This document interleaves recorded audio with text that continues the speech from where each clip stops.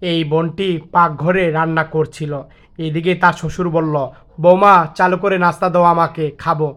আর বলল, আচ্ছা বাবা দিচ্ছি, ওয়েট করেন। আর এদিকে নাস্তা বাড়ছে। স্বামী বলল, এক কাপ চা দাও, তার করে অফিসে যাব আমি। আচ্ছা দিচ্ছি, দাঁড়াও। এভাবে কথা বলছিল। আর তখন এই বোনটি ঘর মুছছিল, লেকড়া ভিজিয়ে কাপড় দিয়ে ঘর মুছছিল। শাশুড়ি এসে বলল, তোমার শরীরটা একদম ভার, তুমি কাজ করতেও চাও না, চালু করে করো। এইভাবে কথা বললো। জি আম্মি, চালু করছি আমি। আর বোনটি কোনো কথাই বলো না। এক পর্যায়ে পাকঘরে গেল, হাঁড়ি পাতিল ধুচ্ছিল এই বোনটি।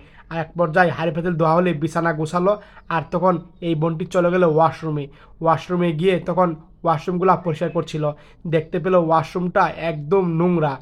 আর তখন এই বোনটি ভালো করে ওয়াশরুমটা পরিষ্কার করে নিল। আর ওয়াশরুম পরিষ্কার করা হয়ে গেলে এই বোনটি চলে গেল রুমে, আর ফ্যানটা ছাড়লো। আর ফ্যানটা ছেড়ে বসে লম্বা করে একটা নিঃশ্বাস নিচ্ছিল। বোনটি অনেক ক্লান্ত।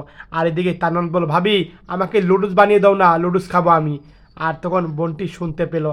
আর বোনটি মাত্র ক্লান্ত, তাতে আবার কাম করতে যাবে। এক পর্যায়ে বোনটি যাবে, আর তখন ড্রেসিং টেবিলে দাঁড়ালো। আর তখন তার চেহারাটা দেখলো। চেহারার নিচে কালো দাগ পড়ে গেছে কাজ করতে করতে। আর বোনটি অবাক হয়ে গেল দেখে। আর তখন মাথা আছড়াচ্ছিল। এক পর্যায়ে কল্পনা দেখলো, বিয়ের আগে ড্রেসিং টেবিলে দাঁড়িয়ে এরকম করছিল। কতই না আনন্দ দিনগুলা কেটেছিল এই সময়। আর বোনটিকে এরকম তার মা গাল ধরলো। আর তখন বলল, মা দেখো আমি শ্বশুরবাড়ি কত আরামে থাকবো, আমার কিচ্ছু হবে না। এইভাবে কথা বলছিল। আর তখন তার কথা শুনে মাও বলেছিল, হ্যাঁ হ্যাঁ মা, ঠিকই, কী করিস তুই, এভাবে কথা বলছিল। আর তখন মা বলছিল, মা খা, শ্বশুরবাড়ি কী খাবি? মা ভালোই খাবো শ্বশুরবাড়ি, দেখো আমার শ্বশুর আমাকে অনেক আদরে রাখবে শ্বশুরবাড়িতে। আর এইভাবে কথা বলেছিল এই বোনটা, তুমি চিন্তা করো না মা, আমাকে আরামে রাখবে শ্বশুর। এইভাবে কথা বলছিল। এই বোনটি আজ সেই কথাগুলো মনে পড়ে যাচ্ছে। ড্রেসিং টেবিলে দাঁড়িয়ে দাঁড়িয়ে সেই কল্পনা দেখছে আর কান্না করছিল। আর শ্বশুরবাড়ি কী অবস্থায় আছে, চোখের নিচে পুরা কালো দাগ পড়ে গেছে কাজ করতে করতে।